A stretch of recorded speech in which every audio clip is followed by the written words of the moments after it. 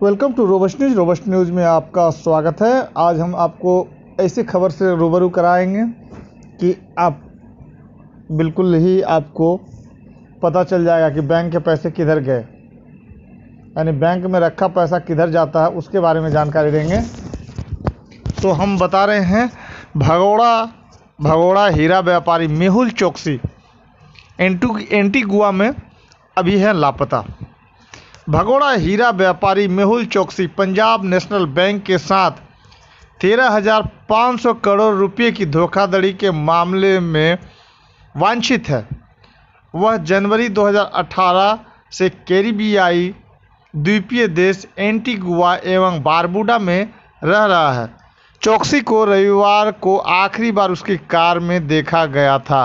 यानी मेहुल चोकसी को कार में आखिरी बार कल देखा गया था। कार तो पुलिस ने बरामद कर ली है, लेकिन चोकसी का कुछ पता नहीं चल पाया है। अगर आप चैनल में नए हैं तो चैनल को सब्सक्राइब कर लें और कमेंट में अपनी राय देना ना भूलें और घंटी बजाना भी ना भूलें। घंटी बजा देने से आपको हमेशा हमारा अपडेट मिलता रहेगा। एंटीगुआ एवं बारबुडा में रह रहा भगोड़ा हीरा व्यापारी मेहुल चोकसी लापता हो गया है और रविवार से ही पुलिस उसकी तलाश में जुटी है। कैरिबियाई द्वीपीय देश की रॉयल पुलिस फोर्स ने एक बयान में यह जानकारी दी। उल्लेखनीय है कि चोकसी भारत में पंजाब नेशनल बैंक (पीएनबी) के साथ कथित तौर पर 13,500 करोड़ रुपए की धोखाधड़ी के मामले में वांछित है। वह जनवरी 2018 से इस देश में रह रहा है। अधिकारियों ने मंगलवार को बताया कि चोकसी के खिलाफ लगे आरोपों की जांच कर रही सीबीआई ने इस खबरों औपचारिक और अनौपचारिक मंच के जरिए पुष्टि कर रही है। इंटरपोल ने भी एजेंसी के अनुरोध पर उसके खिलाफ रेड कॉर्नर नोटिस जारी किया है। एंटीगुआ पुलिस ने एक बयान में बताया कि चोकसी को रविवार को आखिरी बार उसकी कार में देखा गया था। कार तो पुलिस ने बरामद कर ली है, लेकिन चोकसी का कुछ पता नहीं चल पाया है। अगर आप इस न्यूज़ को फेसबुक पर देख रहे हैं तो पेज को लाइक करें। चोकसी के वकील विजय अग्रवाल ने उनके मुवक्किल के लापता होने की खबरों की पुष्टि की है। एंटीगुआ पुलिस ने भारतीय समय अनुसार सोमवार रात चोकसी के लापता होने के संबंध में बयान जारी किया।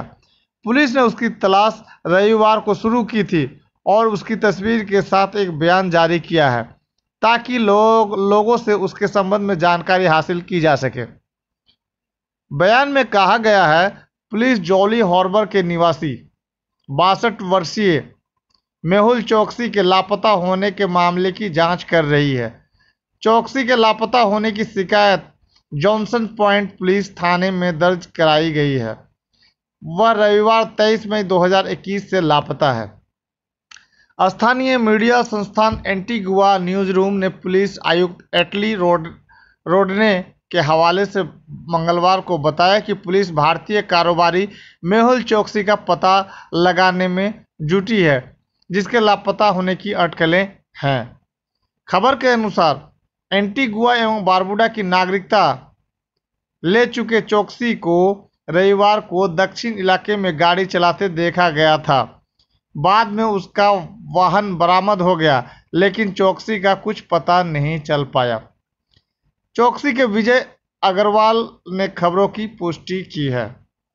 मालूम हो कि जनवरी 2018 में अपने भांजे और पीएनबी घोटाले में आरोपी हीरा कारोबारी नीरव मोदी के साथ देश छोड़कर भागने वाले गीतांजलि जेम्स लिमिटेड के प्रबंधक निदेशक मेहुल चोकसी, उसकी पत्नी अम्मी मोदी और भाई निशाल मोदी ने एंटीगुआ की नागरिकता ले ली थी।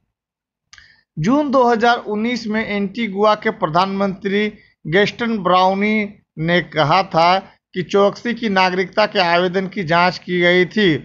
उसे नागरिकता मिल गई है, लेकिन उसे रद्द किया जाएगा एवं उसे वापस भारत भेजा जाएगा।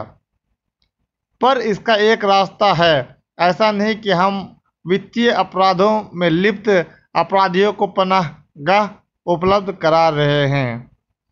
चोकसी और उसके भतीजे नीरव मोदी पर कुछ बैंक अधिकारियों की मिली भगत से पंजाब नेशनल बैंक पीएनबी के साथ कथित तौर पर 13,500 करोड़ रुपए की धोखाधड़ी करने का आरोप है। नीरव मोदी अभी लंदन की एक जेल में बंद है। दोनों के खिलाफ केंद्रीय अन्वेषण ब्यूरो सीबीआई जांच कर रहा है। सीबीआई ने पीएनबी घोटाले में नीरव मोदी और चोकसी दोनों के खिलाफ अलग अलग आरोप पत्र दाखिल किए हैं। अपने आरोप पत्र में सीबीआई ने आरोप लगाया है कि पीएनबी के 13,500 करोड़ रुपए के घोटाले में चोकसी ने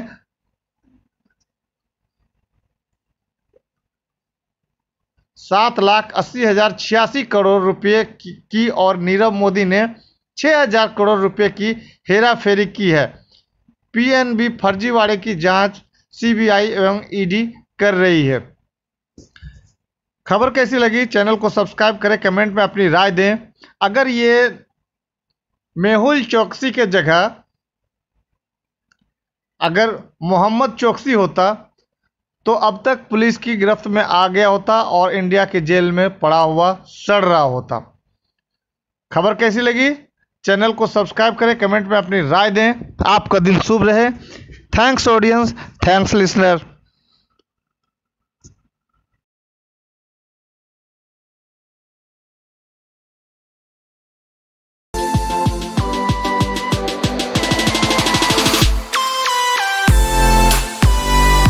welcome to robust news. Robust news में आपका स्वागत है। हम आपको चलते हैं लेकर आज इजराइल और फिलिस्तीन, जहां पर आपको मिलेगा मस्जिद अक्सा। तो चलिए आज हम मस्जिद अक्सा आपको घुमाने लेकर चलते हैं। और इस अभी जो स्थिति है इसके सबसे ज़्यादा जिम्मेदार इस अभी जो हाल की स्थिति है, आप लोगों तो न्यूज़ सुनकर पक गए होंगे कि यहाँ बहुत गोलीबारी चल रही है। तो इस सब की जो सबसे ज़्यादा जिम्मेदारी मुसलमान हुक्मरानों की बनती है। आवाम तो मुजाहरा और एहतजाज के सिवा क्या कर सकते हैं?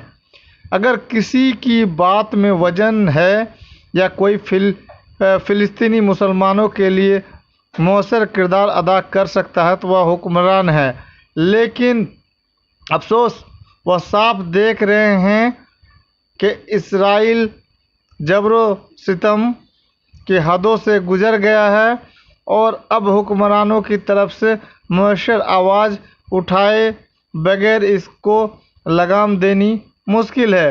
लेकिन इसके बावजूद वह अमेरिका के खौफ से इस बारे में कुछ नहीं कहते कि कहीं दुनिया के वाहिद सुपर पावर अपने पाले हुए जंगली सूअरों के खिलाफ बोलने पर नाराज़ होकर उनके इक़्तिदार के खिलाफ साजिशें ना शुरू कर दे।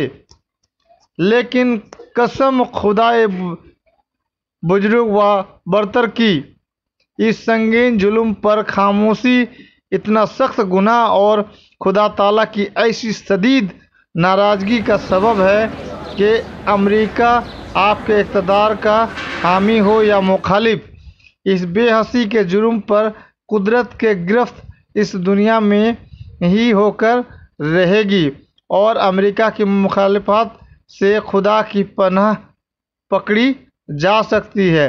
लेकिन अल्लाह ताला की नाराज़गी से बचने के लिए कोई जाए पनाह भी नहीं मिलेगी। इस वक्त मुस्लिम उम्मा ऐसे इंतशार यानी बिखराव का शिकार है और मुसलमान अवाम ऐसे बेबस हो चुके हैं कि इतने बड़े वाक़े पर चंद एक बयानात यानी कंडेम्स, इंग्लिश में कंडेम कहते हैं, और बयानात और मुतालबात के अलावा कोई काबिल जिक्र रद्द अमल सामने नहीं आया। दूसरी तरफ तमाम बड़ी बड़ी गैर मुस्लिम ताकतें इसराइल के साथ हैं और उसको इतना मजबूत कर चुकी हैं कि निहत्ते फ़िलिस्तीनी मुसलमान तो कुजा कोई अरब या गैर अरब मुल्क इसके ख़िलाफ़ कोई मजबूत कदम नहीं उठा सकता। सब मुज़ाकरात पर जोर देते हैं और उनकी कामयाबी की तमन्ना करते हैं, लेकिन आज तक इससे कबल दुनिया में किसी हकदार को इसका हक बातचीत से नहीं मिला। यहूद यानी जायोनिस्ट जैसी मक्कार कौम मुसलमानों को अगर इनका हक जुबानी कलामी कोशिश से दे दे तो इसराइल के क़याम की ज़रूरत ही क्या थी। फ़िलिस्तीनी मुसलमानों ने तो हिम्मत नहीं हारी। वह जदीद तरीन असलहे का मुकाबला गुलेल से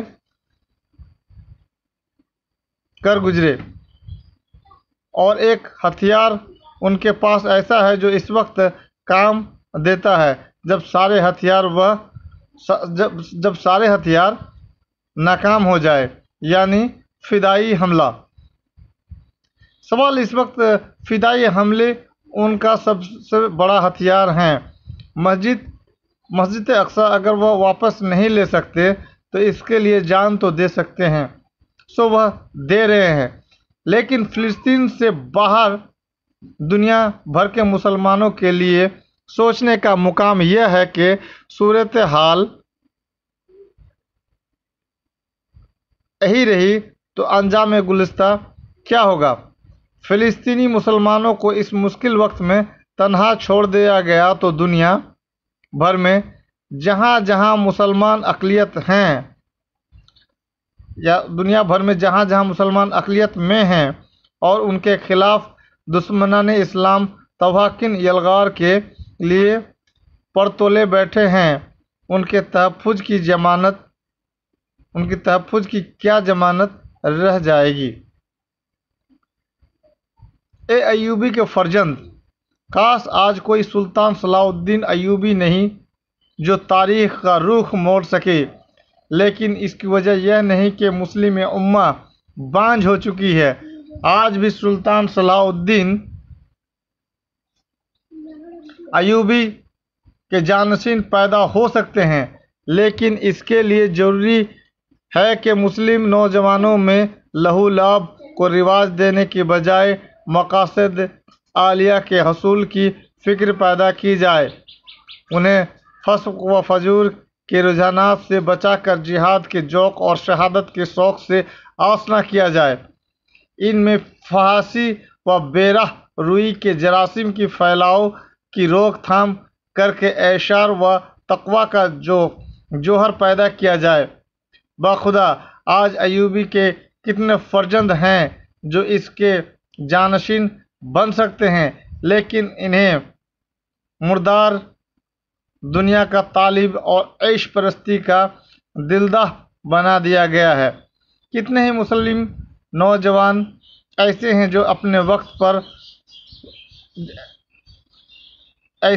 अपने वक्त और सलाहियतों को सही मशरूफ़ में इस्तेमाल करें तो मस्जिद अक्सा की जन्नत गुमगस्ता मुसलमानों को वापस दिला सकते हैं। लेकिन इन्हें इज्जत व शहादत के रास्ते से हटाकर बेमकसद खेल तफरी और फजूल मशगूलियात में लगा दिया गया है। ए अय्यूबी के फ़र्जंद, अपने मकाम और जिम्मेदारियों को पहचानो। मस्जिद अक्सा की सोगवार फ़ज़ा से आने वाली सदाओं को सुनो और बदबख्त यहूदी जायनिस्ट को उनके आखिरी अंजाम तक पहुंचाने के लिए कमरबस्ता हो जाओ, वरना जैसे यह दुनिया हम पर तंग कर दी गई है, कल कब्र भी ऐसी तंग ना हो जाए कि ज़मीन हमारे लाशों को कबूल करने से इनकार कर दे। ए मस्जिद अक्सा, तुझे इज्जत बख्शने वाले की कसम, तेरे बेटे तुझे गुजार कराने के लिए जान की बाजी लगा कर रहेंगे। अगर तुझ तक ना पहुंच सके तो तेरे गिर्द अपने खून और जिस्मों से ऐसी बाज ज़रूर तामीर कर देंगे जो तेरे दुश्मनों को तुझ तक ना पहुंचने देगी। रोए ज़मीन पर आज सबसे बड़ा जुल्म फ़लस्तीन में हो रहा है। और हमारे मुस्लिम मुल्क जो 57 के 57 हैं, उसमें से लगभग मुल्क के राजा इस स्थिति में पड़ा है कि आपने तो बिल क्लिंटन का हाल सुना होगा कि बिल क्लिंटन और मोनिका लेविस्की का क्या चक्कर हुआ था। तो मोनिका लेविस्की भी एक जायोनिस्ट थी और जायोनिस्ट होने के वजह से उसने बिल क्लिंटन का इतना बिल बना दिया कि उसको कंगाल कर दिया और राष्ट्रपति के पद से भी उसको हटना पड़ गया। वैसे ही लगभग जितने भी मुस्लिम देश के राजा हैं उसका कुछ न कुछ पॉइंट जो है ना वो यहूदी जायोनिस्ट लड़कियां वीडियो बना के रखी हुई है। अगर कोई कुछ बोलना भी चाहता है तो उसे डर दिखा दिया जाता है कि भाई तेरा वीडियो अब लीक कर देंगे। तो इस वजह से जो मुस्लिम ममालिक के राजा हैं इन लोगों का सिट्टी पिट्टी गुम है। उनके पास ताकत रहते हुए भी वो ताकत का इस्तेमाल नहीं कर पा रहा है क्योंकि उसकी काली करतूत की वीडियो इन जायोनिस्ट लड़कियों के पास है और जिसके नतीजे ये हैं कि आज मस्जिद अक्सा को एक बार नहीं 100 बार तोड़ने की कोशिश हो रही है, लेकिन ये मुस्लिम देश के राजा, राष्ट्रपति, प्रधानमंत्री कुछ नहीं कहते क्योंकि ये अय्याशी में मस्त हैं और अगर वो कुछ बोलना चाहें तो ये सुंदरिया उन्हें जीने नहीं देगा, उसे अपना कुर्सी से हाथ धोना पड़ेगा। तो ये लोग सिर्फ स्कैंडल की वीडियो ही नहीं बनाते हैं, ये मस्ती की वीडियो भी के फीस तो लेते ही हैं, साथ में ही ये इसका वीडियो बना कर रख लेता है जो कि बाद में इन्हें काम में आता है और ये जब मर्जी तब पैसा उनसे निकलवाते रहते हैं इन राजाओं से।